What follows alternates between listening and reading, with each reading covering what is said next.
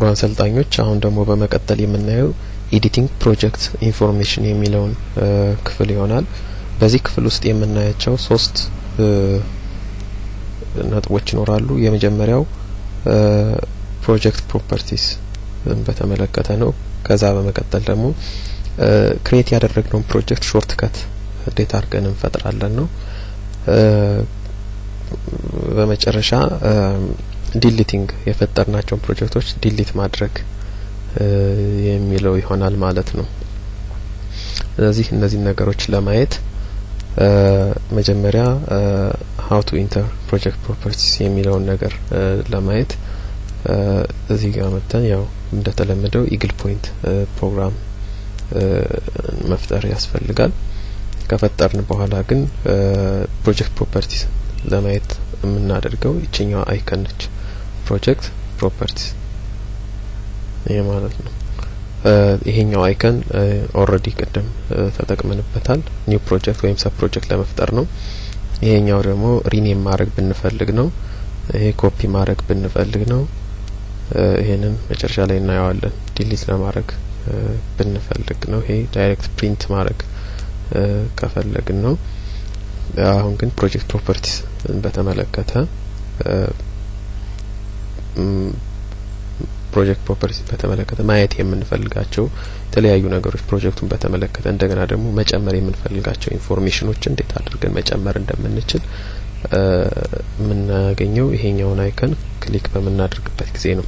እንግዲህ ይሄን ክሊክ በመናደርግበት ጊዜ ይሄኛው ዊንዶ ይከፈታል። ፕሮጀክት ፕሮፐርቲስ የሚለው ዊንዶ ይከፈታል።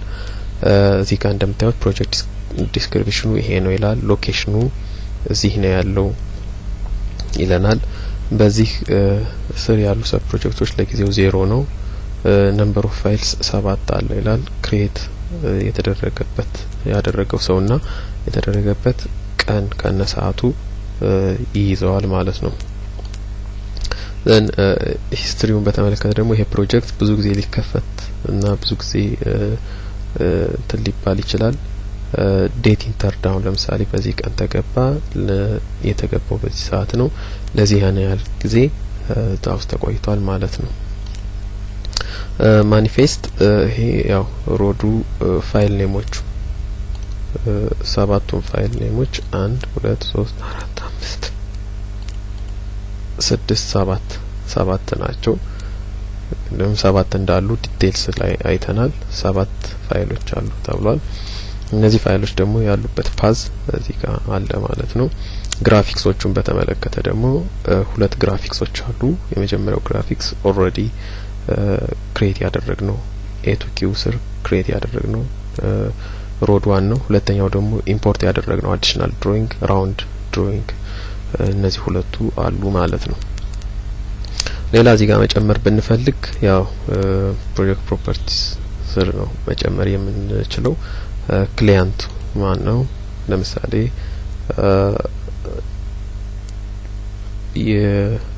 የገቨርንመንት ሮድ ኦቶሪቲስ ሊሆኑ ይችላሉ ወይንም ሌሎች ከተሞችም የከተማ መስተዳድሮች ሊሆኑ ይችላሉ ወይም ኤንጂኦዎች መንገድ የሚያሰራ ሁሉ እዚህ ጋር እንደ ክሊያንት ይሞላል። የነሱ አድሬስ ይሞላል፣ ኮንታክት ቸው ይሞላል፣ ሎኬሽን ነው የት እንደሆነ እና አዲሽናል ኖት የምንፈልገው ነገር ካለ ማለት እንችላለን። ይሄን ከጨረስን በኋላ ኦኬ ብለን ካንስል እንላለን ማለት ነው። ሌላው ግን ይሄን ፕሮጀክት ሾርትከት መፍጠር እንችላለን። እንግዲህ ሾርትከት ያለ ለእንትኑ ለዚህ ለፕሮግራሙ ለኢግል ፖይንት ብቻ ሳይሆን ለእያንዳንዱ ፕሮጀክት ሾርትከት መፍጠር እንችላለን። ሶዛ ያለበት ድራይቭ ውስጥ ሄደን በመክፈት ፈንታ ዳይሬክት ዴስክቶፕ ላይ ክሊክ በማድረግ ሾርትከት እንዲፈጠር ማድረግ ይቻላል ማለት ነው። ለምሳሌ ሮድ ፍሮም A to Q ን ሾርትከት ፍጠርልኝ ማለት እችላለሁኝ። ሾርትከት አሁን ፈጥሯል ማለት ነው። ይሄን ቼክ ለማድረግ ይሄን ዝጋና እዚህ በምንመጣበት ጊዜ አውቶማቲካሊ ዴስክቶፕ ላይ ሮድ ፍሮም A to Q የሚለው ተፈጥሮ አገኘን ማለት ነው። ዘን ደብል ክሊክ በምናደርግበት ጊዜ ይሄ ፕሮጀክት አውቶማቲካሊ ይከፈታል ማለት ነው። ስለዚህ ሾርትከት በመፍጠር ዲቴይል ሳንገባ ድራይቭ ውስጥ ሳንገባ ዳይሬክት ከዴስክቶፕ ማግኘት የምንችልበት ሁኔታ ፋሲሊቴትድ ሆነልን ማለት ነው። ሌላው ግን የማንፈልጋቸው ፕሮጀክቶች ኮፒና ሪሙቭ ወይም ሪኔም ማድረግ እንችላለን። ይሄን ለማድረግ ፋይል ብለን ኒው ፋይል ብለን ኦፕን በምንልበት ጊዜ ፕሮጀክቶቹ ሊስት ዳውን ይሆናሉ። ዘን የምንፈልገው ለምሳሌ ይሄንን ሪኔም ከሆነ ማለት የፈለግነው ሪኔም በማን ሪኔም ላድርገው ዲስክሪፕሽኑን እንሰጣለን ማለት ነው። እንደገና ኮፒ ማድረግም ከፈለግን ኮፒ ማድረግ እንችላለን። ዘን ዲሊት ማድረግ የምንፈልገውን ፕሮጀክት ዲሊት እንዲሆን የምንፈልገውን ፕሮጀክት ሴሌክት አድርገን ዘን ዲሊት ሪሙቭ ፍሮም ፕሮጀክት ሊስት ነው ወይ ካለ እዚህ ሊስት ውስጥ እንዳይቀርብ ከፈለግን አይ ሪሙቭ ፍሮም ፕሮጀክት ሊስት ልንለው እንችላለን። ብዙ ፕሮጀክቶች ከሆነ ያሉብን ይሄ ብዙ እንዳይደረደርና በቀላሉ ፕሮጀክት አክቲቭ ከረንት የሆኑ ፕሮጀክቶች ብቻ ስለሆነ እዚህ እንዲቀሩ የምንፈልገው የጨረስናቸው ፕሮጀክቶች ከዚህ እንዲጠፉ ማድረግ ወይም እንዳይታዩ ማድረግ ይቻላል። ሪሙቭ ፍሮም ሊስቲንግ እንደ ድራይቭ ካለ ግን ይሄን ከመረጥንለት ግን አውቶማቲክ የሚያደርገው ምንድነው ይሄን ፕሮጀክት ኮምፕሊትሊ ከኮምፒውተሩ ሜሞሪ ያጠፋዋል ማለት ነው።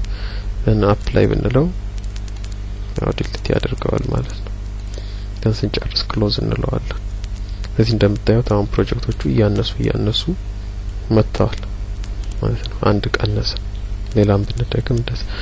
ስለዚህ በኤዲቲንግ ፕሮጀክት ኤንድ ኢንፎርሜሽን ስር እንደናየ የተፈለገው አንደኛ ፕሮጀክት ፕሮፐርቲስን በተመለከተ ነው። ሁለተኛው ሾርት ከት እንዴት አድርገን እንፈጥራለን ነው። የመጨረሻው ፕሮጀክቶችን ወይም ድሮይንጎችን እንዴት አድርገን ሪሙቭ እናደርጋለን የሚለውን ነው። እናም ኮፒ እንዴት እናደርጋለን ሪሙቭ እንዴት እናደርጋለን የሚለውን አይተናል። ስለዚህ ይሄንን ኤክሰርሳይዝ እንድታደርጉ ነው መናገር የምፈልገው።